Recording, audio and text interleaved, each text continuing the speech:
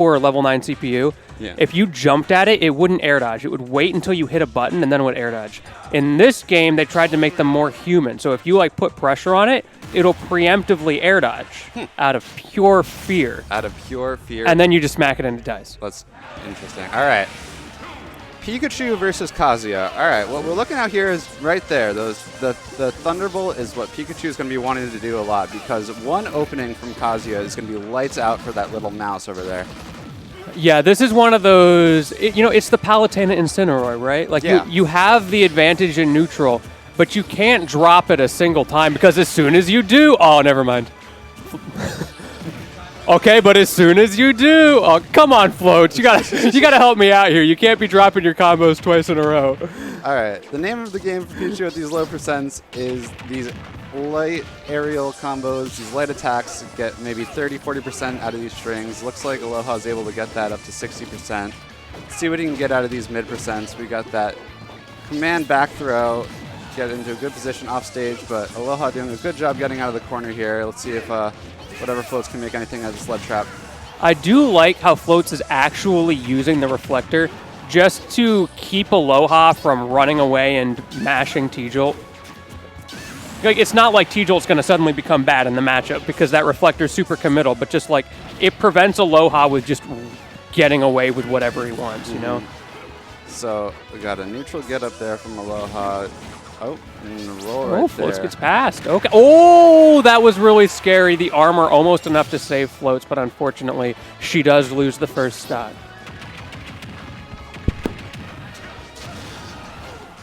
All right. That forward air in the corner is impressive. Yeah, this is so hard. Like, every option. one thing that, like, love or hate Kazuya, no matter how broken you feel like this character is, he can get really stuck in disadvantaged state, especially off stage, because, like, those up B and double jump options are so committal and laggy. It's like that whole Rob thing. Like, he's too Oh, big. no! Hate to see it.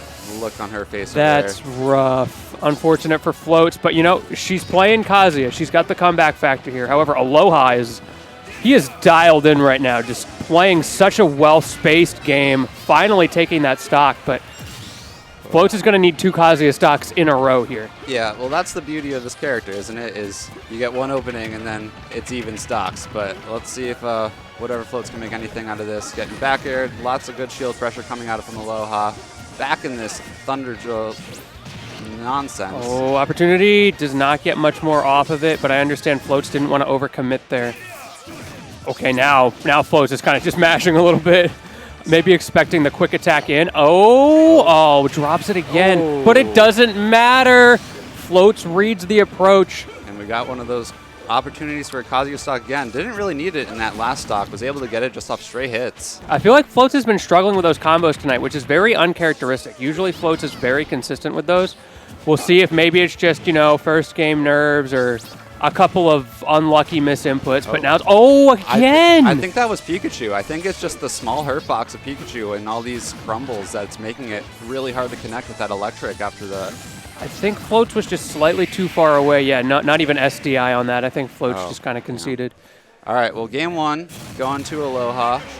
I wouldn't call it convincingly, but it was a close a close last stock.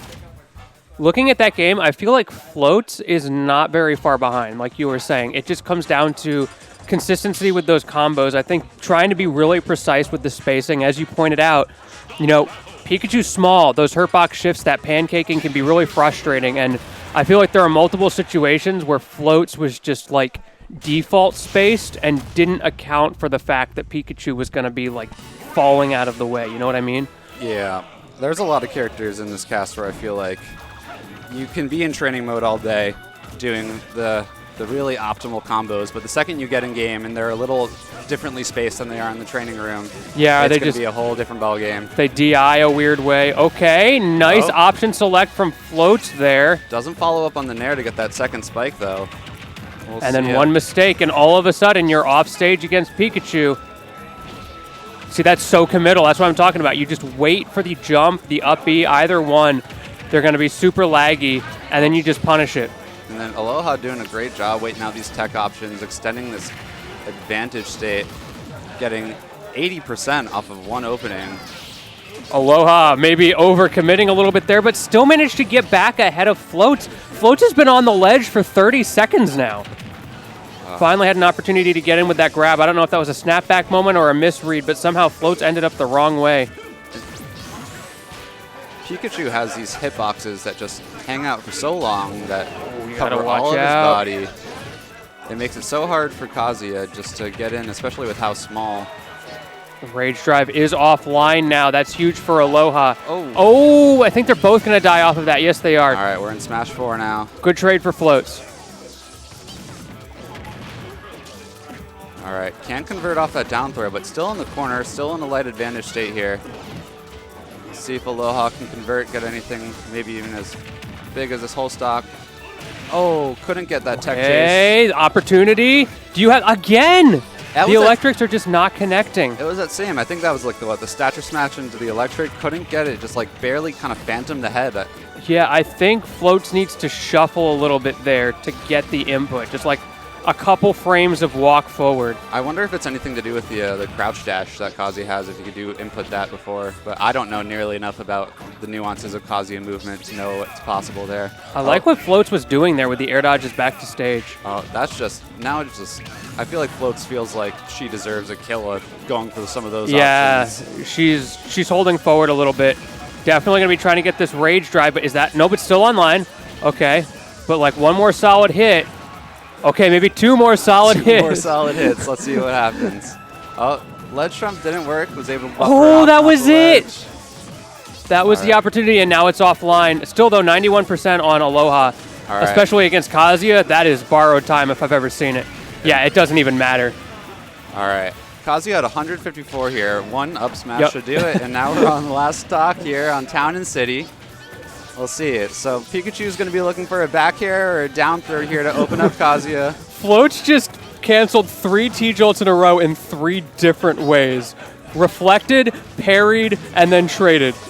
Ain't that the beauty of Smash Bros? I love that. Ain't that the beauty of Smash Bros? Floats maybe fishing a little bit, but gets away with it, but another whiff. It's that pancaking. It was under that crouch Oh, jab, no! The raw dragon uppercut. It's going to take it for Floats there. Sometimes you just don't have the right DI.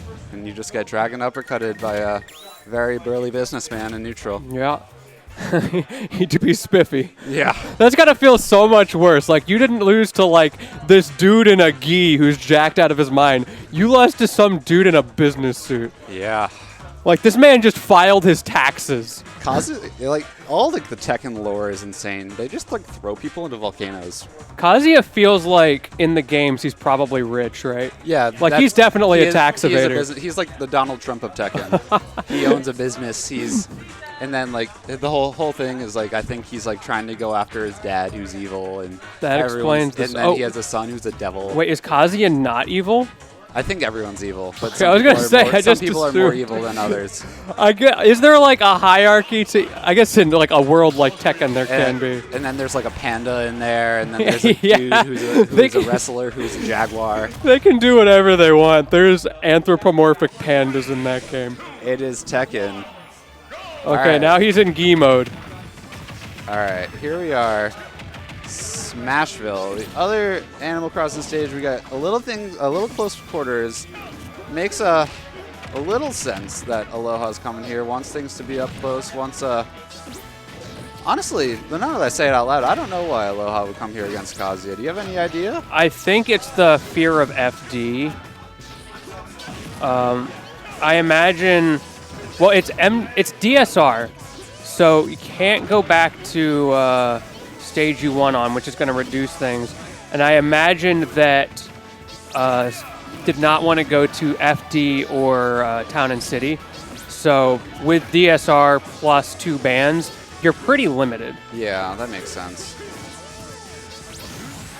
Watch out for that Rage Drive. Floats has not been able to use that Rage Drive because every single time just gets caught off the side at those percents. I feel like it's also the no fear of Aloha Aloha not having fear of the Rage Drive, really going in just saying, you don't scare me, I'm just going to attack you, and knocking down that Rage Drive because it goes away at what, 130, 140? So we just need like 1 or 2 quick openings and it's gone. And with the speed and size of Pikachu, that's pretty easy. Float's getting a little hold forward again. I feel like Aloha is just waiting and playing bait and punish. I see another just trying to find an option off the ledge. Aloha gets past it and punishes. Something I'm noticing, whatever floats throwing out that up air a lot in disadvantage, which is a great tool to have in disadvantage. Frame 5. Yeah, that thing is broken. It's right in front of you, but just throwing it out willy-nilly is not going to get very far. It's a good mix-up tool to have in disadvantage. Not going to kill, but can Floats get back? Or is Aloha going to cover this? No spike, but in a really bad situation. Great stuff from Floats to get past that edge guard from Aloha. Good mix-up. Been using that air dodge to ledge really well throughout this set, but going to need a little bit more to come back into this game. Like I said before, Rage Drive is gone off the table. Now Aloha can really go in, throw out these 2 jolts, try to make an opening for himself to come in and finish the job, maybe an up smash or maybe a dash attack. Yeah, that's the problem. You gotta get the kill. And you know, Pikachu certainly not like a character who struggles necessarily to get kills, but like any character in this game, sometimes you just like the matchup, the way you have to play, you just can't get the confirm that you need. Right now, Aloha seems completely content just getting chip damage. He's a stock ahead. Yeah, I agree. Yeah, you know, why not? Just rack it up. And eventually, that's up throw is going to do it. Beautiful play by Aloha right now, asserting a big lead right now over whatever floats. But don't forget, this is Kazuya Mishima. This is Kazuya Mishima. You never know what's going to happen. There's one. So that killed at 80 before the hit. So just needs like one good combo.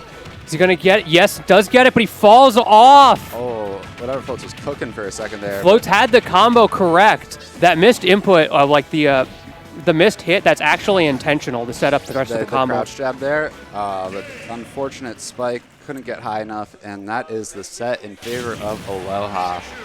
Good stuff from Aloha, not getting Mishima as all of us are so apt to do. Played that matchup beautifully and didn't get tilted after game 2. It's so easy to feel like you got scammed, which, I mean, Floats outplayed Aloha in game 2. I'm not trying to say that did get scammed, but like it feels like you got scammed every time you lose to Kazuya.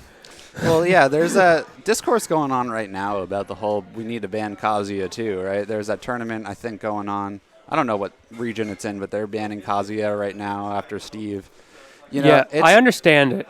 It's just the whole, I feel like Kazuya is a little different, like has such an exploitable disadvantage. The advantage being so good and the rage drive being so good, it's very easy to overlook a lot of Kazuya's weaknesses. I'll be honest, I think Kazuya is the second best character in the game behind Steve. I think he is absolutely